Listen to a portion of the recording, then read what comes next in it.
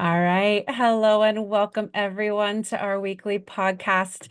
My name is Amy Vaughan and I am the owner and Chief Empowerment Officer of Together Digital, a national network of women who work in digital and choose to share their knowledge, power, and connections. If you want to learn more about us or join the amazing movement, you can at www.togetherindigital.com. Today, we're going to be discussing why a woman who is full of herself is the most beautiful thing you'll ever see, with the book author, full of herself, Sarah Moore. Sarah is a wealth of empowerment and wisdom and women's leadership coaching with over a decade of experience. She is a trailblazer who guides women to discover their true desires and muster the courage to pursue them. In her book, Full of Herself, she shares personal stories, insights, and practical tools to empower women on their journeys, fostering a sense of confidence and fulfillment. With a unique approach to the creation of the transformative pump up sessions, which we'll talk about today, Sarah's impact extends beyond coaching, leaving a lasting impression on those that she guides. Welcome, Sarah. I'm so excited to have you here with us today. Oh, thank you. And I love this forum that you've created. It really feels like being in community, which is, I know exactly what Good. it's all about. So thanks. Of course, of course. Yes, we love being live with our listening audience. It always kind of helps it feel a little less like we're just talking between ourselves because again, it's about the greater good. It's about the community. And you've got some amazing wisdom to share, Sarah. But first, I would love for our listeners to learn a little bit more about your career journey up to this point. I've had so many twists and turns, and I'm really proud of that. I recently, maybe in the last couple of years, started mentoring some folks from the university I attended in England, the University of Sheffield. And one of the questions I get all of the time from these young women is, well, how do I know if this is going to be the right decision for me? And I always say, you don't, right? You really don't. If it's the decision that makes the best sense for you Mhm. right now, then I think there's something there worth pursuing.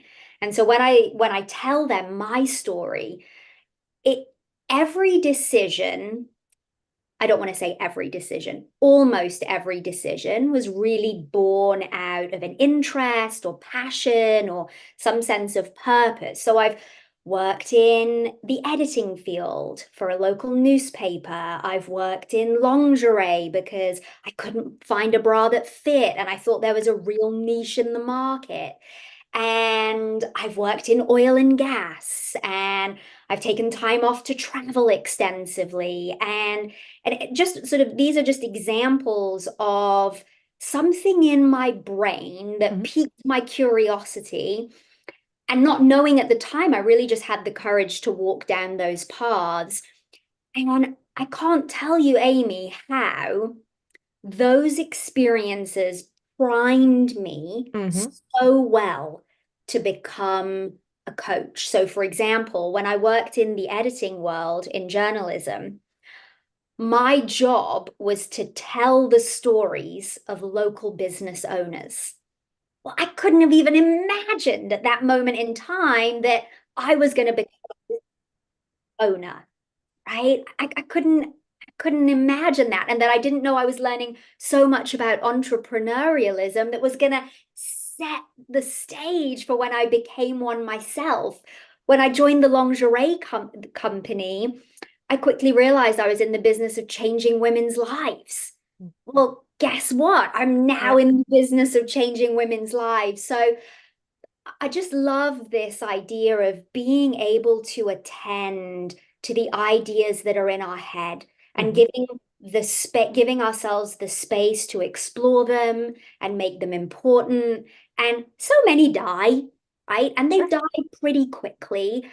And also there are a handful that keep our attention, that have certainly kept mine and took me in directions that I'm really excited about, that I walk down. So yeah, that's just a little bit about It's kind of how I got. wonderful.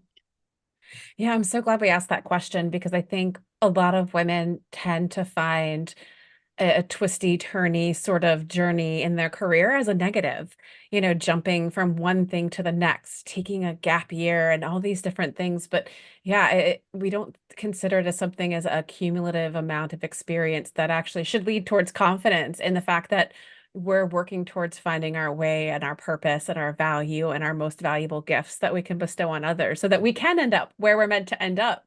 But if you're not willing to explore, if you're not willing to be courageous, if you think you have to stay the straight and narrow, how are you ever meant to get there? So I love, love, love your perspective on that.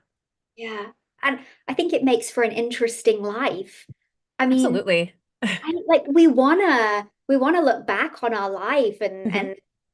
describe it as interesting or Right. adventurous or something along those lines. And I think what we're saying that's even bigger than that is that we lived in alignment with what was true for us, Yes. So I think that when we give ourselves that reign, Hmm. we get to craft a beautiful story. Hmm. Yeah, I'm kind of curious. So I don't know if we talked about this before, but I lived in England for about 2 years in Oxford, and you're from the UK. And I think, I mean, maybe I'm generalizing, but I do feel that it's a very American thing to think that our life and our purpose is our job. And it was interesting when I lived overseas, so few people started kind of when they first met me, they didn't ask me, what do you do for a living? Whereas I feel like here stateside, as soon as you meet someone, like the first thing you want to know about them is, what do you do for a living? Do you agree? Do you disagree? Do you feel like it's the same kind of all around? I agree with you. And Yeah. I'll also add a caveat that I was raised in the UK and I left when I was 22. So I've never adulted. Okay. I'm 40, so I've been Yep. here 18 years. So my adulthood has been shaped by America. And so I am a little out of touch with what's Sure. happening there. However, the way I would describe it is in England, for me, there feels like there's more of a train of thought that you sort of work for the men, Yeah, right? We're a very classist society. You it's sort of true. choose a lane and you sort of work for somebody else. Of course, there are lots of people doing it differently, but America is the land where everything is possible. Yeah. And I love that about Hmm. America, even though I think we also over-index on it. And I too have had to retrain myself. I'm still retraining myself to Hmm. ask a much better question than what do you do? What Yeah. one of my favorites is tell me something you're excited about right now. Oh, I love that. That's a good one. And I even have to catch that little thought in my mind that says, you sound weird asking this. Right? And yet, I'd much rather know something that you're excited about Yes. than starting to measure myself against you, which is Hmm. unconsciously what do you do then creates a space for, right? Am I above you? Am I below A you? 100%. It's just insidious. I Yeah. agree. I agree. I agree. Yeah. So let's all do that. Let's try practicing. What are you Yeah. most excited about? I love that. I think that tells you something about somebody that you wouldn't normally get out of just a general conversation, especially like you said, because of that comparison, which I mean, comparison, we're talking about confidence today. Constant comparison can definitely be a big trap in your confidence and not feeling confident because you're constantly comparing yourself to others. But let's talk a bit about, well, I mean, again, a part of getting into confidence is overcoming self-doubt. I was wondering if you could share an experience where you overcame self-doubt and were able to start to embrace your full self. Great question. I'm a real fan. I'll sort of set the answer up this way. I'm a real fan of paying attention to the tiny moments in our lives. Mm, We tend to focus on the big ones, right? Those could be anything from a career change to getting married, falling in love, having a child. It's a little bit like we'll focus on buying a really expensive outfit for a big occasion that we wear once, yet our everyday clothes are what we inhabit and we have the most mm, relationship with, yeah. just like our tiny moments are. So if we aren't very practiced at paying attention to how we're thinking and feeling and behaving in ordinary moments that are happening repetitiously, we don't have a great chance at being able to catch our behavior or our feelings in the bigger moments and then being able to pivot. So I'm going to share a tiny moment of self-doubt, and it actually involved having my hair done, and it Hmm. was just a few days ago. So I had a consultation with a gal. I was looking for a new hairdo, and we walked through everything. I thought we were on the same page. And when my hair was finished, it was absolutely not what I Oh wanted. no. Yeah. And I've never had a bad haircut before, so I could, or color. Lucky. Yeah, 40 really. how 40 how many years? Yeah, Good for exactly. you. And Sorry, I could continue. feel the emotion Hmm. rising. And I know that, we can all joke about, you go, oh, how do you think your hair looks? And we go, oh yeah, I think it looks fine. And then we go home and cry and we Right. haven't told our truth. And so she asked me so excitedly, what do you think? And I said, I'm really not sure. I said, this isn't the color I was hoping for, Hmm. nor is where the color began, what I thought we agreed on. Hmm. And I also don't love the cut, right? And so that was a moment of self-doubt. Do I just eat it Right. and agree with you? Hmm. Or do I actually speak up and say, hey, this isn't something I wanted? And we're all faced with this moment Uh-huh. constantly. Do I lean in or do I pull back? Do I trust myself enough with my voice and my ideas? Hmm. Or do I think what I have to say isn't important enough? And so I chose to lean in. And by the way, feeling full of myself didn't feel glorious. Right. It felt awkward. Hmm. And I was sad and I was disappointed. And I was also experiencing a sense of freedom because I did say what was on my mind. And then I was able to step away. I was able to call the owner of the salon and Hmm. fill her in on what my experience was. It was what I would label a difficult conversation. Yeah. I was kind.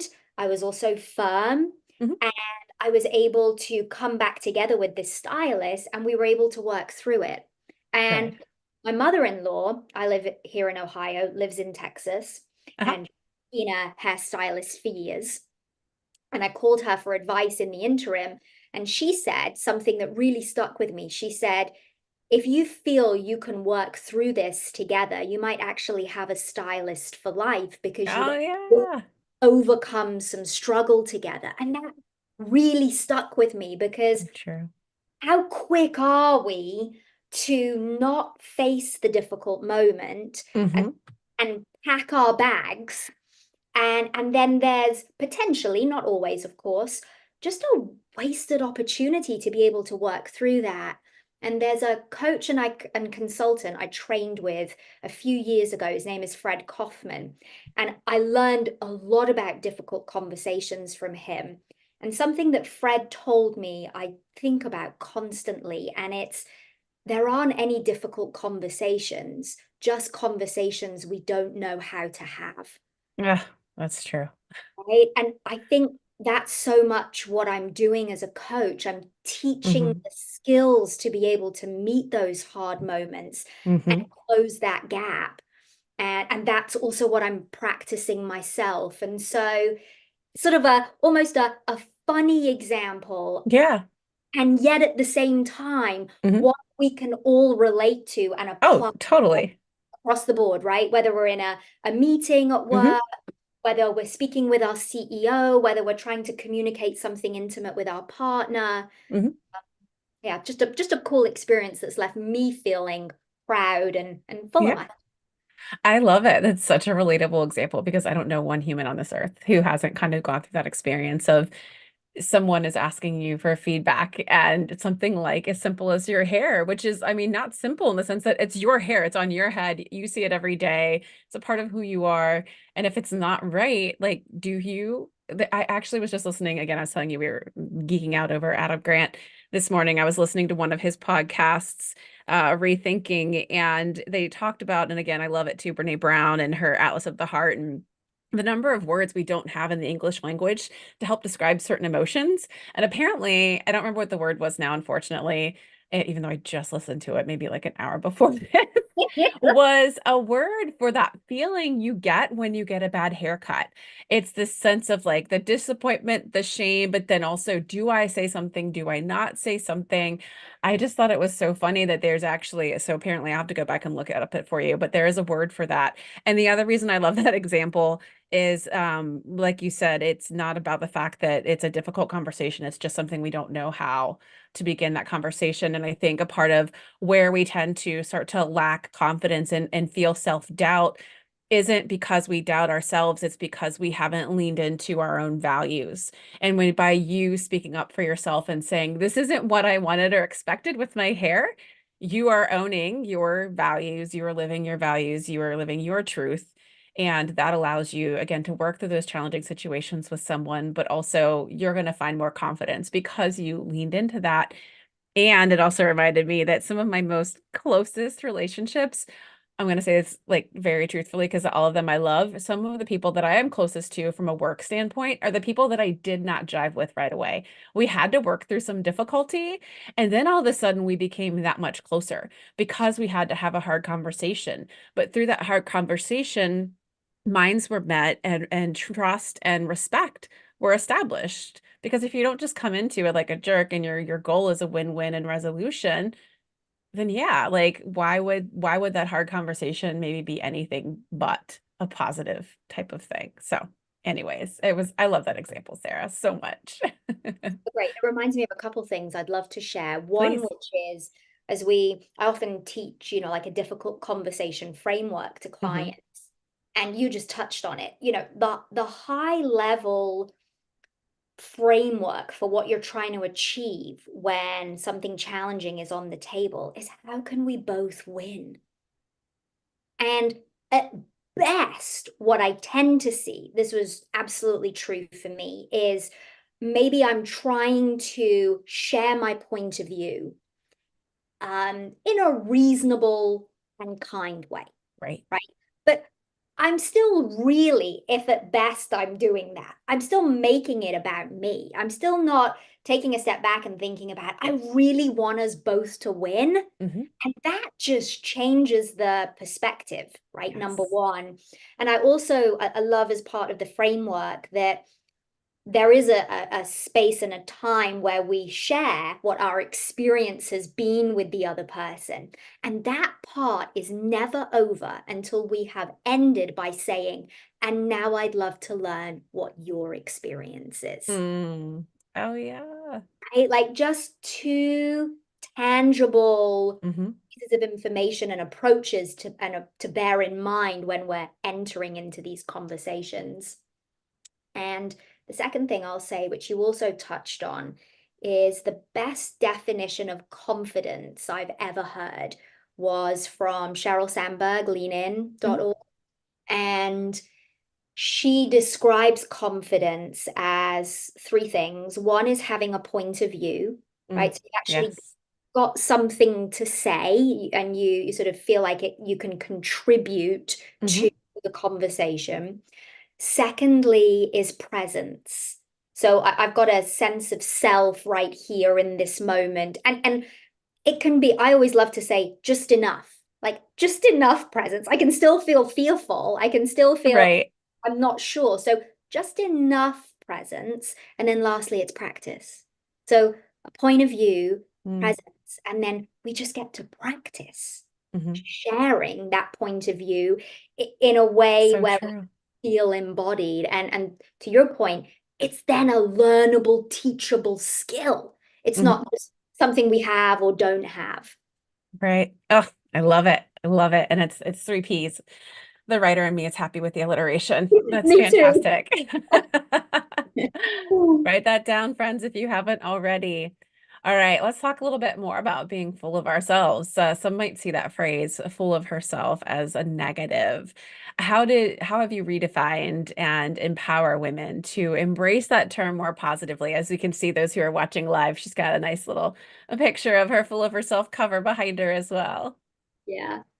Yeah, I love that it has a double meaning. Hmm. I didn't come up with this phrase. It was gifted to me by somebody, and I knew it was going to be the title of the book. Uh-huh. And so I think when we think of being full of yourself, it's, oh, don't be too big for your britches. Oh, don't be Hmm. conceited. Don't be arrogant. Even literally, don't be full of yourself. Hmm. And our definition is finding the audacity to love who you are, right? Like that actually being full of yourself is an act of humility. That's how I Yeah. think about it. We're very trained to talk about either what isn't working well, so talking about our fears or sort of being on the Mm. more negative side, or we're taught to be a little unassuming, Hmm. right? We don't want to take up too much space. Well, that's an incomplete story because there is so much about us, each one of us, that is wonderful and that we have these strengths that are worth sharing. And we know from the research categorically that when we focus on our strengths and we work to them, we go Hmm. so much further faster than if we're to focus on trying to shore up our weaknesses. Yep. So, one, it's important we tell a complete story about ourselves. Mm. And two, I don't believe we were born to, it's not be small, but just to sort of be unassuming and not share the Hmm. wonderful stories of our lives. Yeah. And in that sense, I think it behooves us to to brag a little and Hmm. to brag in a skilled way and to say, hey, can I share something wonderful that happened today? Or, gosh, I'm really excited about this. Hmm. Or even I love to think about being full of herself as all of our layers. Hey, Hmm. I was struggling with a conversation I had with my husband this morning, and I'm still working through that. I think these are all wonderful, full of herself Hmm. responses to, hey, what's true? Or how you doing? Instead of just staying in this safe, comfortable zone. What do you do? I do this. How are Yeah. you? I'm good. What Right. there's no intimacy in that. Uh, Hmm. so I just love that reframe. And the Hmm. other thing I'll add about that is I teach the skill of bragging. It's something I do in my retreats, which I call pump Fun. up sessions. I teach it to corporate groups. I teach it to my individual clients. And bragging is simply the art of talking well about ourselves, Hmm. right? So, as an example, I brag that I have a nice smile. I brag that I'm getting to have this conversation, Hmm. which is born out of having the courage to do work that I love and keep going even when it was hard. I brag that I wrote a book. Hmm. I brag that I really felt my feelings yesterday and took the time to talk with a sponsor and a mentor over something that was hard, right? So when we brag, when we're full of ourselves, Hmm. what it does is it gives permission to other women, especially, Yes. to do the same. So it's not just about us, it's No. bigger than us. And I have watched Hmm. hundreds of women in a room and somebody gets up and brags and somebody else gets up and brags and what Yep. happens is it's contagious, Absolutely. right? I start thinking, oh man, I can brag the same thing, or heck yeah, like go you. So Hmm. it's really just a gift that keeps on giving, and that's why I think redefining what full of herself is exciting for us as a team, and Yeah. it's exciting for the women that we're touching and working with. I love that so much. Yeah, I love the double meaning. I think it's beautiful. And like you said, it's not about that kind of almost like toxic positivity and bragging. It's acknowledging all of your faults and experiences. Again, like we started at the interview collectively and really looking at it, owning and telling your story. in a way that isn't diminishing or demeaning because you're amazing and you have a ton of experience to share. I wanted to say too, as you were saying, you just modeled this so well. As soon as we got on before the rest of our live listening audience joined and before we were recording, you'll never ask Sarah, how are you? And just get a fine. And I love that. I love it. It's because it's so genuine and you kind of just know as soon as you respond that I can respond in kind and the same if I need to, and I think like you said that's that ripple effect. There's a channel that you would love that our Slack Together digital community has, and it's our hashtag wins channel. And it's one of my favorites because even when I'm having a crummy day, I love to go into there and see what other women are accomplishing. And I love to know that there is a space for them to be brave and to just shout from the rooftops whether it be big or small, the things that they have accomplished, because we're always so focused on our to-do list and the things that feel and seem big to others versus celebrating, like you said earlier, even those smaller, more maybe seemingly like less significant moments. But pausing and celebrating, that's what keeps you going. That's what resilience is focusing on that positive and like you said, those strengths versus the negative. So, yeah, I'm so excited. I'm getting a copy of your book and reading it. I hadn't had the chance to yet, but I'm excited too. But on that note, what was it that inspired you to write Full of Herself? And are there any other kind of key messages that you would want readers to take away that maybe we haven't quite touched on yet? I wanted to be a travel writer when I was young, hence the journalism move early Mm-hmm. on. And I actually write about this in the book. I realized that my actions and my ideas weren't aligning, and that's always a flag. It's not Mm, necessarily a red flag, but it's a flag for me. absolutely. Yeah. And so I had this dream of wanting to write. I wrote some short stories when I was young. I did some travel writing. Hmm. And I ended up writing a blog. I still write a blog every week that is probably one of the most successful parts of my business. And because I love to write. And Hmm. so I just got to a point where I thought, well, I've still always had this goal of writing a book. I think I've got enough professional experience and personal experience that I really have something to say. Hmm. And I think the thing I'm most proud of about writing this book is that I really did choose to write it for me. Yeah. Right? I'm by nature a big thinker. Let's go do all of the things. And Mhm. so sometimes one of the downsides of that is I can force things into being. And I've had to learn so much about the push and pull of that. I'm still learning. Sure. It's humbling as heck. And so I didn't write this to get anything or I just wrote it because it felt like it was time for me to do it. And I really believe that's why the response to it has been so beautiful because I had no expectations. Mm. I remember when I finished editing the Hmm. final draft. And I just got in my car and I drove around Columbus and I got my tall decaf soy latte, which is the only drink I'll ever order from Starbucks. And it's like my treat. Yeah. I had the music playing and the windows rolled down and I knew nothing. I didn't know for sure, but I just had this sense of Hmm. this is the moment. I don't know what this is going to go on to do, but Right. this is the moment, and whatever happens is the cherry on top. So it's Yes. been it's been this real gift to me, the book in Hmm. a way. Lots more I could say about that, but that's how I got to writing the book. And as for what people take away from it, you know, I think about legacy, which is the legacy Hmm. of this book, the legacy of my life. I have no idea what the legacy will be. Also, I think to some degree it's really none of my business. Hmm. I also have a hope that a woman reads it. In fact, I'll frame my answer this way. A lady I know, I happened to run into at the library, she'd read the book and she said to me, Sarah, I have so many people in my life, and having read your book, I realize that I don't let people in.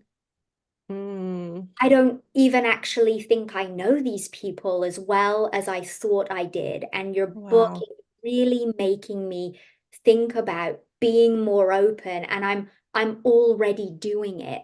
Mhm. I mean, that was That's wonderful. What a just the good most, feeling.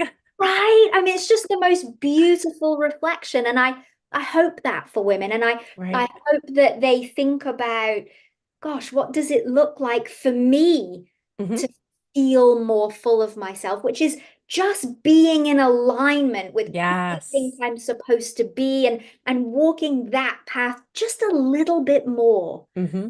And then, what are all of those individual stories? Yeah.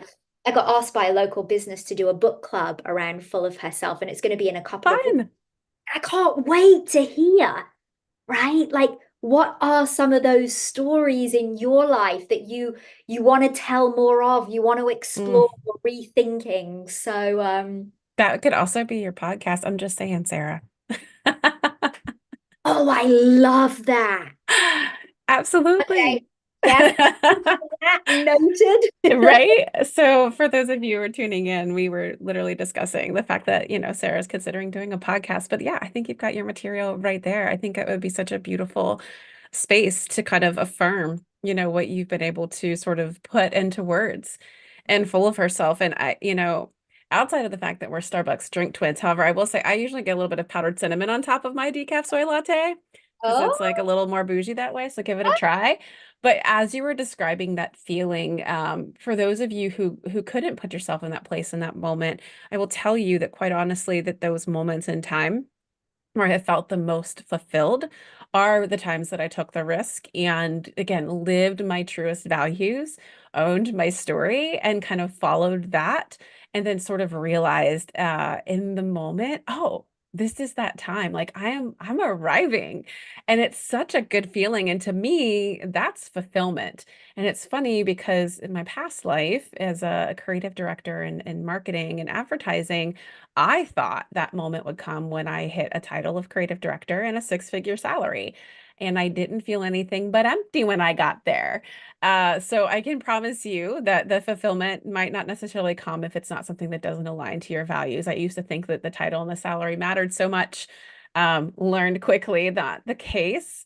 But yeah, I don't want any of you to, not that I wouldn't have changed anything because I'm here now for a reason at this time in this place. But yeah, so many years of our lives are kind of spent sort of chasing the shoulds of others. And I really just again related so hard to your story of that sense of fulfillment and satisfaction. I'm so happy for you, like driving with your windows down, listening to the music, drinking your fancy Starbucks drink because you did it. You did the thing that you wanted to truly do for yourself. And how often can we say as women that we've done that, you know? right. Yeah. I'd love to say something too that I think is really important. We're talking about, being a creative director and thinking, Mhm. that's the goal. We're talking about writing a book. And I, by nature, am quite full of energy and sort of, I take up quite a bit of space because of that, and I'm quite vibrant. And in the early days of trying on this full of herself message, I did a Mm, lot of women a disservice, of course, unconsciously, because full of herself looks so different, not only for each of us, but also for each of us in all the different contexts we mm, encounter. mhm, So being full of ourselves can be having the courage to tell my boyfriend or girlfriend that I love them mhm. first. Yes. It can be telling the hairdresser, I don't think I love this. Can Yeah. we talk more about it? It can be, I'm feeling really shy in this social setting, and I'm Hmm. acknowledging that rather than pretending I'm not. Yes. Yes, Right. yes, So yes. I want to be clear that again, we have this full range that we can encounter, and Mhm. it's an authenticity to the moment about what's happening inside of us that will always make us feel the most full of ourselves. Mm. Love it. Love it, love it. All right, I'm going to double up on a couple of questions here because my next question and a question from our live listener kind of go hand in hand. As a coach, how do you address common struggles of women feeling that they are not enough in various roles? And no joke, Alex didn't know that I was going to ask this question next, but her question was, how do I stop trying to be perfect and not care if I make mistakes? Perfectionism is so hard to let go of. So I'm guessing perfectionism might be on that list of common struggles. So if you don't mind adding to that list possibly, and then maybe giving Alex some insights. Thanks for your question, Alex. Let's start by talking about vulnerability. Okay, so vulnerability is simply the ability to feel, right? We're talking about embracing this wide range of emotions that we're supposed to inhabit. And very specifically, how do we feel in the midst of risk, uncertainty, and emotional exposure? Risk, uncertainty, and emotional exposure, which is happening in tiny ways and really big ways, Mhm. right? So it's, ooh, somebody said they didn't like my blog. Ooh, I felt a little bit awkward when I was talking to that mom at school pickup, and now I feel a little bit raw. And what is she thinking of me? Right? These are examples of vulnerable moments, as well Mhm. as, I launch a business. I don't know if anybody's going to like what I have to say, if there's going to be any response. I'm speaking at a big conference and I'm nervous as heck. These are all, again, just examples, big and tiny. And so we have to practice being able to name and own our feelings Mhm. across the whole spectrum, all the way from joy and empowerment and freedom and love to fear and grief and despair and powerlessness and everything in between. Mhm. And in any moment when we feel uncertain, a little like, what just happened, at risk, and oh my God, emotionally exposed, we tend to armor up. We tend to Mhm. choose not to feel the feelings and put on our armor. And this is part of how we survive. Some of that armor is great. We want Sure. to thank it and we need it. And some of it is just absolutely getting in our way. And the three most common ways we armor up, to your question, Alex, are numbing, Mm. numbing behaviors, which we can all relate to, Yeah. perfectionism, and the third is what Brene Brown calls foreboding joy, which is simply, there's no way it can be this good. I'm waiting for the other shoe, right? Right. Right. And what's so cool from the research, I think, is joy is the emotion we're most scared of, right? It's That's so not. sad. Right. It's not fear. That's why, we experience something great happening in our lives, and then Uh, we immediately think about driving off the road and getting in a car crash right. and dying. Right? Uh-huh. It's like, oh my gosh, like the joy is so intense. So we train ourselves to, stave it off. So let's talk a little bit about perfectionism. Yeah, Alex just said mind blowing, being scared of joy. Right. Yeah, it's really It unreal makes sense though. how our brains function. Yeah, and it does. So perfectionism is, it's not being super organized and crossing our T's and dotting our I's and just having everything so. That's that's how we might act out perfectionism. But the actual definition is trying to earn somebody else's approval, Mm. right? It's people pleasing. It's reading the room. What do I need to do? Who do I need to be? What do I need to say to be okay and meet this moment so I don't have to feel the discomfort of maybe not being enough? Mm. And when we're focused on other people, we don't know that the most important opinion is the opinion we have about ourselves, 100%. right? So let's talk about, I've shared a good amount of information there. Let's talk about two tangible things. When we feel like we're not enough and perfectionism is riding shotgun, One thing you can do is go to Google, or you could also buy a copy of the book because we made a free workbook that goes with the book, and Oh, this way great. I can Love a share it. workbook. Yeah, right? This is in there is an emotional chart. Uh-huh. Just outlines all of the emotions, print it out, have it in front of you. We also put a whole series of questions around it and just start practicing naming your feelings. Because when we're vulnerable, again, under stress, under uncertainty, most of the time we can name mad, sad, and glad. Hmm. But what about I'm disappointed? What about I'm irritated? What about I feel completely powerless? What about I'm overwhelmed? That tends to be an easy one for women to say, but just Hmm. starting to name our feelings because then when a hard moment hits and you want to armor up, you've got a better shot of staying in the uncertainty and keeping the armor off because you've got language Yep. to talk about how you're feeling. And in fact, Adam Grant says this language is the best representation of culture. Well, Hmm. we're a culture, me, myself, and I'm a culture. How am I talking to myself? How am I speaking? Hmm. That would be the first thing I would say. And then the second tangible action is if perfectionism is really hallmarked by, oh my gosh, what will they think? What will you think? What do you think about me? Well, an antidote to that is what do I think? What do I think? It's the only tattoo I have, and I have it right here on Oh, my. I love it on your wrist. Yeah, I had a therapist say to me once that the four most dangerous words in the English language are, what will they think? Mm. Takes us totally out of our Yep. alignment, values, Hmm. our chart, right? Yep. I mean, we want to gather the opinions of others. That's important Right. to say, and feedback is important. Sure. But to start saying, well, what do I think about what I have to say? What do I think about how my bum looks in this skirt? Right? Right. What do I think about what I'm putting in my body? What do I think about what I just shared with the mum at school? And here's what's funny is the pushback I get to that is, well, Sarah, if I knew what I thought, I wouldn't feel stuck or I wouldn't be struggling with what to do next. Hmm.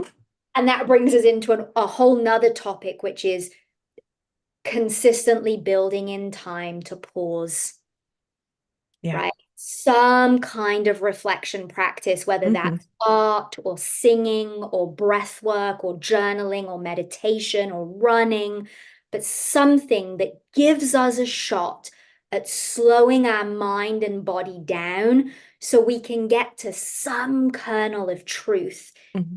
Even if the kernel of truth is, I don't know. I Yeah. don't know what to do next. That's valuable information because it means there's still nothing to figure out. We can just get back to the next right thing in our Hmm. lives, and we can wait for sort of a next right action to appear. Mm. We don't just sit back and wait for things to happen. We still have to actively be moving in our life and doing our work. Right. But that reflection alongside of what do I think is a beautiful combination. Mm, I love it. That makes me want to get a what would I do tattoo. Yeah, totally. Stop asking what everyone else would do. What would I Oh, do? I love that so much. Well, Alex, hopefully that was a helpful answer. For me, it just sounds like perfectionism is a result of us feeling that we need to be on the defensive. It's an armor. It's a way to deflect or delay a sense of feelings. And, as you quoted Sheryl Sandberg saying before, a part of confidence is presence. And when you can be attuned to your feelings and have language for those feelings and identify them, you can be more present. And then the last thing I wanted to share and add on another podcast I love listening to and reference a lot outside of Brene and Adam. I mentioned them by first name because, of course, we're all great friends. Not really, but someday. Parasocial relationships, those are a thing, right? Um, eh, the We Can Do Hard Things with Glennon Doyle. I was on a walk. I used to love listening to when the weather gets warm, I'll get back to it. And that was my going for a walk treat was listening to We Could Do Hard Things because I felt like I was in a conversation.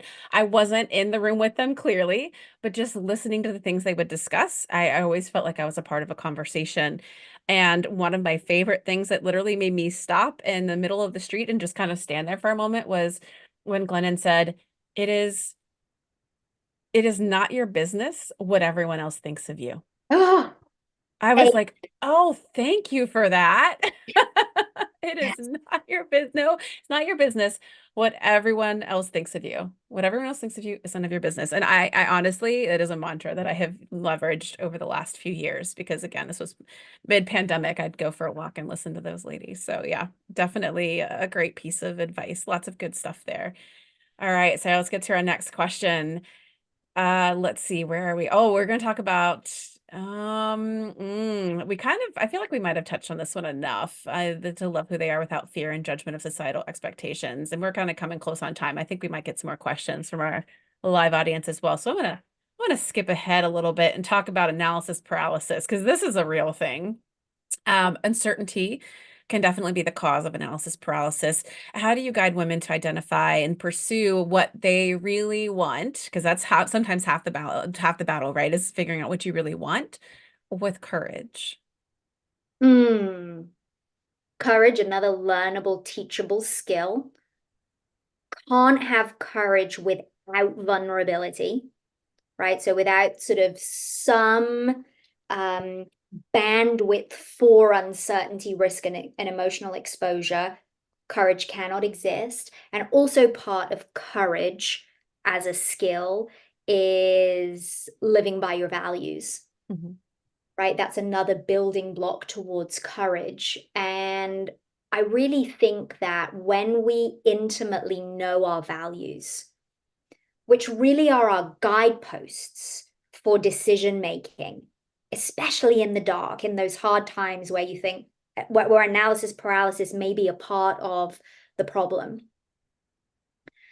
If we don't know what those core values are, Hmm. it's so much harder to make a decision with clarity, which is the key piece, not just a decision, right? A decision with clarity where we know it, we feel it, we think it, we can trust it. We don't know if it's going to be quote unquote the right decision. We just know it's the next right one for us. Um, so I really believe values work, and it is so key to being able to have a sense of clarity and confidence. And so much values work is rubbish. I'm just going to say, here's a list of values. Uh-huh. Choose a few that make sense to you. No, I would really encourage you to get with a coach who or a mentor or someone who can walk you through some really intimate values work. So you Hmm. come out with one or two core values. You can't have any more than that and Hmm. live by them successfully. The research has shown this Hmm. really clearly. So for me, they're faith and courage. So if I'm in a situation where I don't know what to do, I'm trying to think if I can pull up a real life example because I think specifics are so Sure. helpful. Let me think.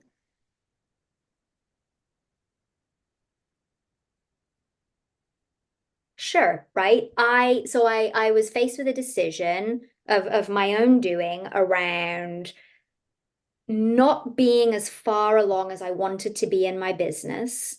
That's how I'm going to share it for right now. Maybe Hmm. there's a more true way of saying it.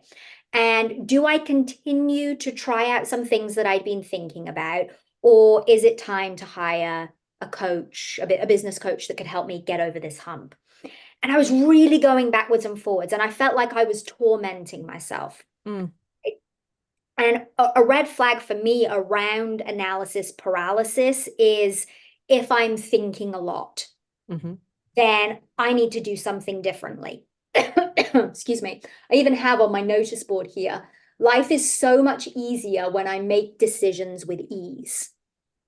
So I'm looking for ease in my decision making, and I know I need to take my foot off the gas if it's Hmm. feeling hard and I'm going round in circles. So in this situation, I'm going round in circles, and I've got all the pros and cons and blah, blah, blah.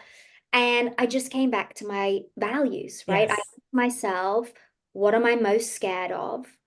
I'm scared that I'm making an excuse for um I'm just making excuses that I need a coach, I need somebody else to pave the way when really I know Uh, what to do, right? And then as I started to look at that excuse a little bit more, or what seemed like an excuse, I'm sorry, a reason, a little bit more clearly, I realized I'm not making excuses at all. I've done everything I know how to do.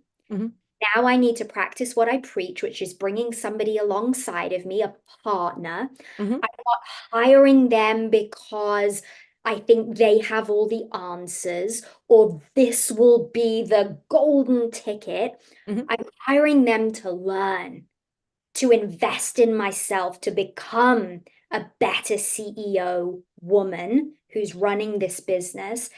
And I really don't know where that's going to take me. But I do think it's worth the investment. And mhm, so as I started to look at the reasons and the fears, I knew I wasn't pinning my hopes on somebody else. mhm. I was doing it for the right reasons. Exactly. And so that then aligned with Mhm, faith in myself, and the courage to take a new step. But if I didn't have faith and courage, I don't know what I would measure that again. mhm. So I think values is a massive part. And I also think analysis paralysis, which we could also describe as procrastination, Yeah. it often happens in the absence of a dream. Mm, mhm, Sort of thinking maybe a little small, a little too analytically, mhm, and we're in the weeds rather than being able to step back and say, what's the bigger picture here? mm. How will this really serve me on a bigger scale? And I think that can get us in touch with, again, something that's more true, which begets some clarity. I love that. That's such great advice. It's funny you mentioned the pros cons, and I wrote that down before you said it because I think in the past, I mean, as far back as high school, right, of me and a friend of mine, anytime we had a big decision, that's the first thing we did. Pros cons list, and it's really more focused on what you think the outcome might be. And that means you're not necessarily doing it for the right reasons. You're just doing it because you think it might get you to a desired outcome. And the other thing I think that puts me in that spiral or has in the past is a lot of times I think less about even pros, cons, and more about what will the perception of others be, and am I making this choice to present myself differently than, how I am currently? And so the perception of others might go into a lot of my second guessing or doubting or just not making a decision. And then I think also you were getting at those self-limiting beliefs, the things that we kind of tell ourselves over and over and over again that we can't do, again, focusing on the weaknesses over the strengths. But I could definitely see how, you know, again, I agree with you. Find somebody to do the values work with. We'll definitely drop Sarah's coaching information into the show notes and all that good stuff so you can reach out to her as well. But having that clarity gives you so much as a person. It gets you out of that rumination. It gets you out of that analysis paralysis. It also gives you boundaries, right? Because when things start to come your way and you evaluate it and you know that you're already tapped out. You can say no because it doesn't necessarily align with your values and where you're heading. So such great advice. Okay, we've got about 4 minutes left. I'm going to ask you another question and then also just leave it to our audience one more time, give you all the gentle nudge if you'd like to ask Sarah a question. You are more than welcome to just drop it into the chat. Now, Sarah, let me see. Oh, well, I promised we talk about the pump up session. So I'm going to go into that question. Could you tell us more about pump up sessions and how does it help women reset their thoughts and quiet that lovely internal chatter that we all get to deal with day in and day out? So, yeah.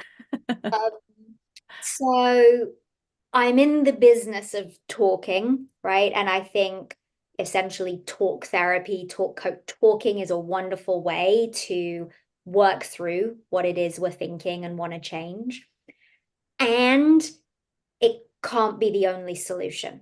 Mm, Now, mhm. I want to be very clear. If you have a therapist, a coach, somebody you're talking to, keep doing it. You need Right. it. You need it. It's super important. And we don't live here, right? In fact, I just heard Mel Robbins this morning say this so succinctly that one of the things she's learned from her podcast, Mhm. that was the clip, was 5 things I've learned, Oh, I right? love that. Yeah. I might Uh, borrow that now. right? Was that everything about my mental health is from the neck down. Mm, So I started seeing and even experiencing for myself that as somebody who is highly functioning, also struggles with perfectionism and therefore overthinks, mhm, that sometimes talking isn't my best friend. I'm giving myself a headache. I can feel it.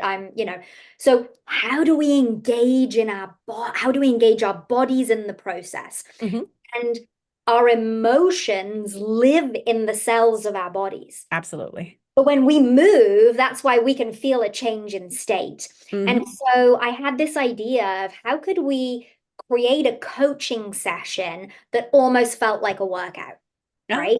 And it really what's the word I'm looking for? It it became something different, slightly different over time. And I Sure. think about it now as more of a spiritual experience.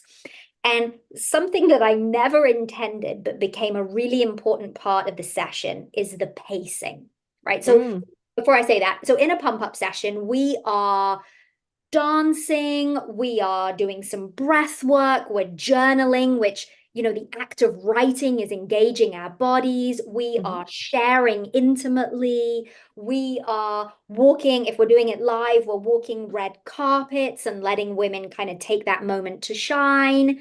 Doing sort of all sorts of different activities. And the pacing of all of it became this really important ingredient that I landed on by accident.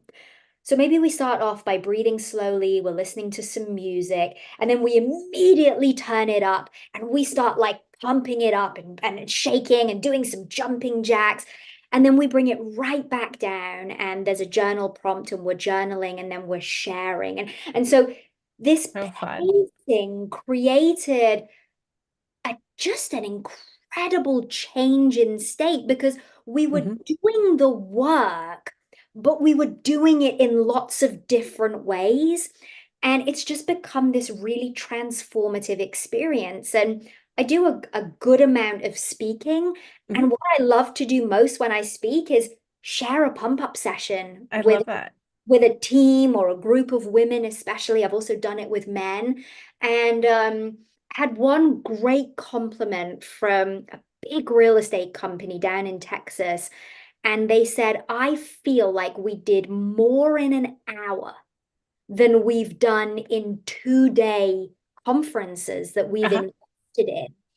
And I don't know if it's as much as that, but the point being that because of all of these different modalities, we really move the needle much quicker Hmm. on somebody's healing and awareness that I think is truly magical. And it's fun. And we get to do Yeah. it in community with one another. That sounds like so much fun, Sarah. We might have to have you do that for one of our events at some point because it just I'd, sounds like a blast. I'd love I, to. and it's so sad, but I mean, we do live in very much a society. And I remember hearing a talk a while back at the 3% conference that talked about how like sitting is the new smoking. It's so detrimental to our health, the amount of time we spend sitting. But it's like also the physical, like not just the physical, but the mental impact of being so sedentary as well. I think sometimes we forget to be in our bodies. And it makes me wonder why, but I didn't even know what possessed me. But at the start of our national conference last October, I was up on stage and I just remember, you feel like you're in your body, you're in that moment. I'm being aware of how I'm feeling, which is a little bit, as Glennon Doyle would say, skited, which is scared, but also very excited. Yeah. And I'm like, I need to like do something. I just can't stand up here stiff as a board. And I kind of felt the energy of the room was a little bit low. It's morning, people are getting their coffee, and it was kind of a dreary-ish day to start. And so I asked everybody to just do the wave. And I said, we're going to start on this side of the room and we're going to do the wave all across. Yeah. And it was just so funny, just the simple act of people asking people to stand up for just a moment together, put their arms above their head, sit back down, how the room shifted and how the energy changed. So I can only imagine if we go full on pump up session, what that could be like. And I am just finally learning at the age of 40, which is good. It's a best time of any probably to learn that how much movement really is medicine and helping you get out of your head. If you are kind of that person very much in your head a lot, to get into your body more. So that's such fantastic advice, Sarah. I could probably keep you on here for a whole nother hour to talk more because I even had like two or three questions left. We didn't have any additional questions come through from our audience, but I know you ladies have been listening. So thank you for your comments. Thank you, Alex, for your question. As I said, we'll be sharing Sarah's contact information so you all can reach out to her. What I should just ask you, Sarah, what are the best ways or preferred ways for our listeners to connect with you? Our website, moresoulsessions.com. We've got everything there. Link to the blog that people really love, which is a great free resource where we're talking about what does it mean to be full of ourselves? What does it look like to totally miss the boat, as well as Love it. practical coaching tools. And then the link to the book is on there, etc. Fantastic.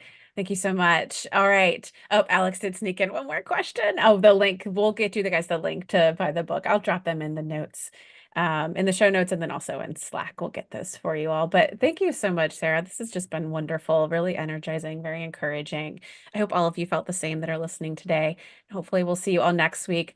Next week, we'll be talking about branding with one of my favorite brand specialists, Kate DeLeo, who owns Brand Trifecta. I met this gal at Content Marketing World, and I'm just like, guys, it's just going to be high energy. I'm just going to warn you. We're going to talk fast.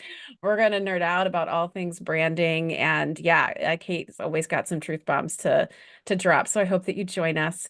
Thank you so much for being here today. Thank you again, Sarah. This was an absolute delight, and I hope to see you all next week. Until then, keep asking, keep giving, and keep growing. See you next week.